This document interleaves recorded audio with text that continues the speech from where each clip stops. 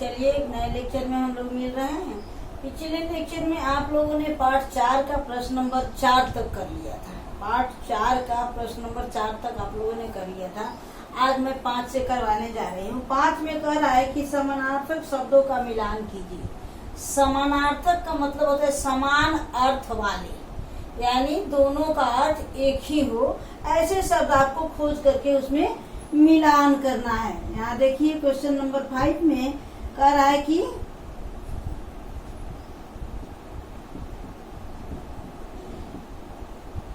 समानार्थक शब्दों का मिलान कीजिए।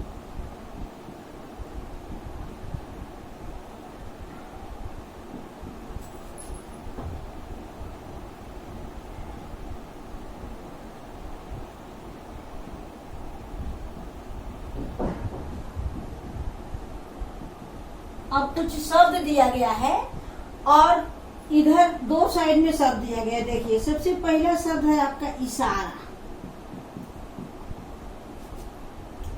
दूसरा शब्द है जानवर, फिर इधर दिया है दोस्त और फिर है शैतानी, और इधर कुछ शब्द दिया गया है। सही शब्द को आपको मिलाना है। तो यहाँ हम सही शब्द को न मिला करके सही शब्द ही सामने लिख दे रहे हैं। किताब में ये शब्द आपको जहाँ मिलेगा वहाँ उसका मिलान कीजिएगा। तो इशारा का होता है संकेत, इशारा का होता है संकेत। जानवर का होता है पशु, जानवर का पशु। और दोस्त का होता है मित्र, दोस्त का मित्र। और शैतानी का होता है शरारत, शैतानी का शरारत। तो इस प्रकार से ये जो है सो कुछ शब्द है और ये समान अर्थ का मतलब होता है कि दोनों का मतलब एक ही होता है। हम चाहे इशारा कहें, चाहे संकेत कहें, चाहे जानवर कहें, चाहे पशु कहें, दोस्त कहें या मित्र कहें, शैतानी कहें या शरारत कहें, समान अर्थ का मतलब होता है कि दोनों शब्दों का एक ही अर्थ हो। तो ऐसे शब्द ये हम सामने सामने अर्थ ही लिख दिए हैं। किताब में आपको जहाँ संकेत मिले वहीं पर ले जाकर के इशारा को मिलाना है। जानवर जहाँ मिले वहाँ जहाँ पशु को मिलाना है, और दोस्त का जहाँ मित्र मिले उससे मिलान कर देना है, और फिर शैतानी का जहाँ शरारत मिले उससे मिलान कर देना है। तो ये सही उत्तर खोज करके आपको मिलान करना है। लेकिन मैं यहाँ सही उत्तर के सामने ही सही उत्तर ही सामने सामने लिख दी। तो इस प्रकार से ये क्वेश्चन नंबर 5 हो गया। अब देखिए क्वेश्चन नंबर 6 में कह रहा है कि किसी भी वाक्य को दो भागों में, दो अंग होते हैं, दो पार्ट होते हैं। एक होता है उद्देश्य और दूसरा होता है विधेय। वाक्य को अगर हम तोड़ेंगे तो इसके दो पार्ट, दो अंग बन जाते हैं। एक को कहते हैं उद्देश्य और दूसरे को कहते हैं विधेय। अब कहेंगे कि उद्देश्य किसे कहते हैं। व्याकरण में आप लोग इसको पढ़े होंगे, याद नहीं होगा तो फिर से एक बार दिमाग में डाल लीजिए। वाक्य में, किसी भी वाक्य में हम जिसके बारे में कहते हैं, देखिए यहाँ वाक्य में जिसके विषय में कहा जाए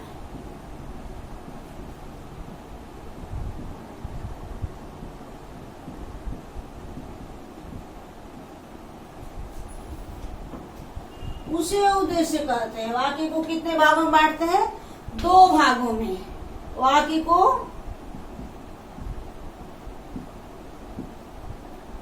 2 अंग होते हैं, 2 भाग होते हैं। एक होता है उद्देश्य, पहला होता है उद्देश्य, और दूसरा होता है विधेय। और यहाँ हम बता रहे हैं कि उद्देश्य किसे कहते हैं। तो यहाँ वाक्य में जिसके विषय में कहा जाए उसे उद्देश्य कहते हैं। उसे क्या कहते हैं? उद्देश्य कहते हैं।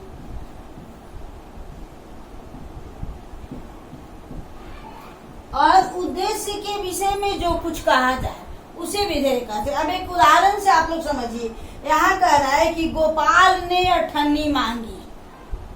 तो यहाँ वाक्य में कर्ता कर्म और क्रिया होता है, यहाँ मांगने का काम हो रहा है और कर कौन रहा है, तो गोपाल। तो यहाँ कह रहा है कि वाक्य में जिसके विषय में कहा जाए उसे उद्देश्य कहते हैं। यहाँ हम गोपाल के विषय में कह रहे हैं तो गोपाल हमारा जो है सो उद्देश्य हो गया। देखिए यहाँ कह रहे गोपाल ने अठन्नी दी। इस वाक्य में हम गोपाल के बारे में बात करें। हम किसके बारे में बात करें, गोपाल के बारे में। और जिसके बारे में बात करते हैं, जिसके विषय में बात करते हैं, उसे हम उद्देश्य कहते हैं। तो यहाँ पर इस वाक्य में हो गया गोपाल उद्देश्य। और उद्देश्य के विषय में जो कुछ कहा जाए, यानी गोपाल के विषय में कहा जा रहा है कि गोपाल ने अठन्नी दी, तो अठन्नी देने का काम हुआ और किया गोपाल। तो ने अठन्नी दी, यानी अब देखिए यहाँ हो गया, ये हो गया आपका उद्देश्य। ये पहला जो है जो उद्देश्य का परिभाषा है। और यहाँ देखिए विधेय,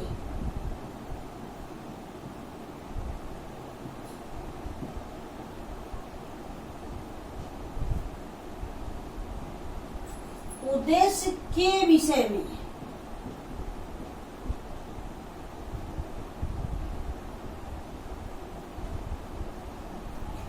जो कुछ कहा जाए,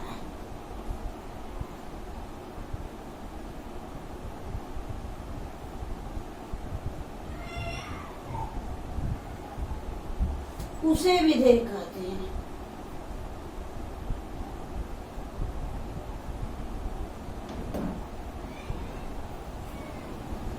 यानी हम पहले वाक्य में आपको बताए कि गोपाल ने अठन्नी दी, तो गोपाल हो गया उद्देश्य और ने अठन्नी दी हो गया विधेय। उसी प्रकार कुछ वाक्य दिया गया है और इसको आपको बनाना है। इसमें उद्देश्य और विधेय को अलग अलग छांटना है।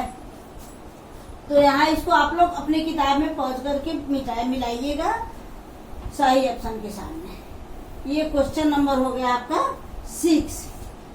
इसमें कह रहा है कि उद्देश्य और विधेय को छांटना है, अलग अलग करके उसके सामने गोला बनाना है।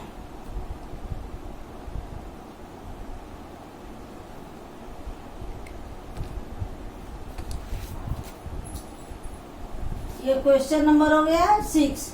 अब कुछ वाक्य दिया गया है, उस वाक्य के माध्यम से आप समझिए इसको। गोपाल शहर गया,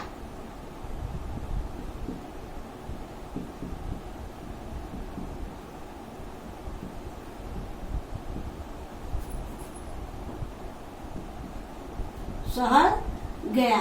अब यहाँ जाने का काम हो रहा है।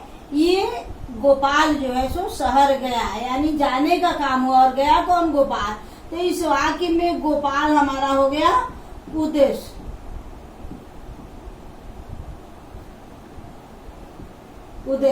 और ये हमारा हो गया विधेय। तो इसमें कह रहा है कि उद्देश्य के सामने गोला बनाइए और विधेय के सामने रेखा खींचिए। तो ये हमारा उद्देश्य हो गया। तो जितना हमको ये गोपाल हमारा उद्देश्य हो गया, इसको हमको गोला बना देना है और ये बाकी जो बच जा रहा है वो हमारा हो गया विधेय। उसी तरह ख में कह रहा है मिट्ठू नीचे कूद गया।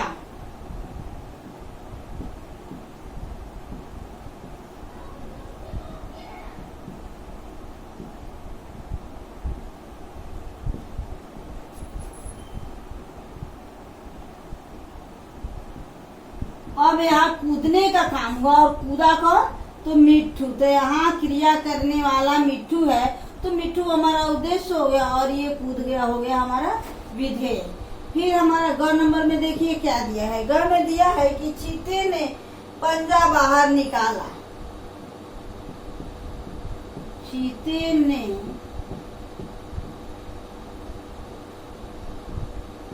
पंजा बाहर निकाला।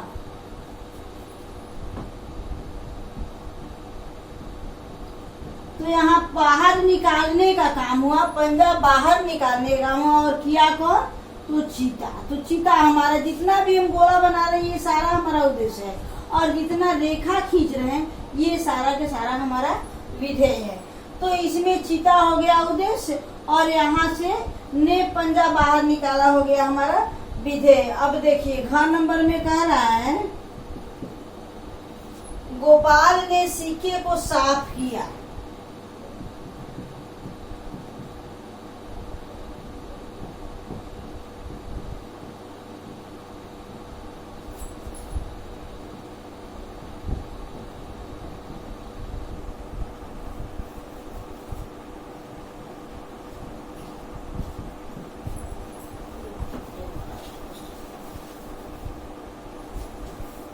अब इस वाक्य में सिक्का साफ करने का काम हो रहा है, तो यहाँ जो काम हो रहा है वो हमारा हो गया विधेय, और विधेय छांटने के बाद जो बचा वो हमारा हो गया उद्देश्य। यानी गोपाल जो है सो सिक्का साफ करने का काम कर रहा है, तो गोपाल हमारा उद्देश्य हो गया, और ने साफ किया, सिक्के को साफ किया हो गया हमारा विधेय।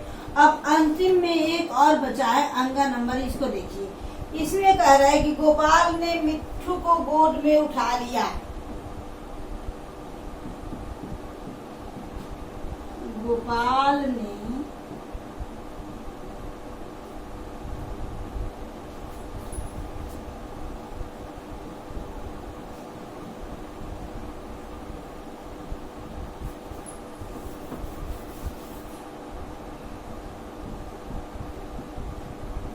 देखिए यहाँ मिट्ठू को उठाने का काम हो रहा है, इसमें मिट्ठू को गोद में उठाने का काम हो रहा है, तो ये इतना हमारा उद्देश्य विधेय हो गया। और किया कौन? तो गोपाल। इस कार्य को कौन किया? गोपाल। तो गोपाल हमारा हो गया उद्देश्य, और ये बाकी जो बचा सो हमारा हो गया विधेय। तो इस प्रकार से ये जितना भी हम गोला बनाए हैं, जितने को घेरे हैं, ये सारा हमारा उद्देश्य हो गया, और जितना जो बचा हुआ है ये सारा के सारा हमारा हो गया विधेय। तो इस प्रकार से ये 6 नंबर क्वेश्चन जो है सो आपका कंप्लीट हो गया। इसमें उद्देश्य और विधेय को छांटना है। चलिए इसको आप लोग नोट कीजिए, किताबें बनाइए, फिर अगले लेक्चर में मैं 7 नंबर से बनवाऊंगा।